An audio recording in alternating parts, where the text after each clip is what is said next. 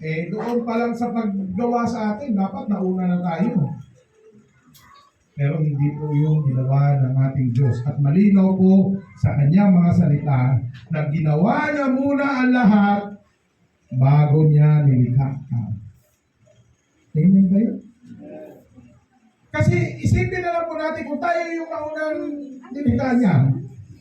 Hindi pa nalikha ang ilaw o yung langit o yung araw.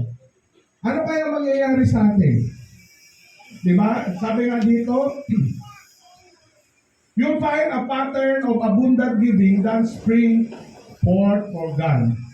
God gave us the light and entertainment every night are just a few of the uncountable blessings He has blessed us with.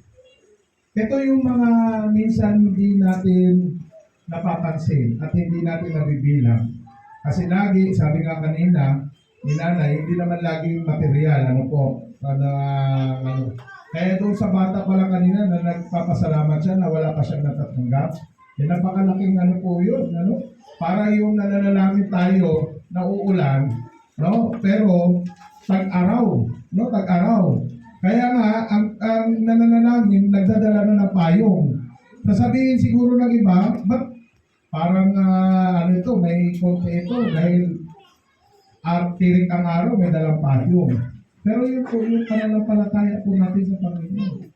Amen ba? Amen. So, ibig sabihin, ang Diyos mismo, ang katangian niya ay mapagbigay. So, dapat maunawaan po natin na siya mismo ay mapagbigay. Ginawa niya muna ang lahat ng bagay sa sanlibutan bago tayo nilikha upang para hindi tayo mahirapan. He provided everything. Ginawa na muna niya lahat bago tayo niya nilikha upang tayo ay makamtan natin ang kasaganaan ng kanyang nilikha. At nakita naman natin po sa talata, we are the dominions of everything. Tayo po ang mamamahala doon sa kanyang mga nilikha.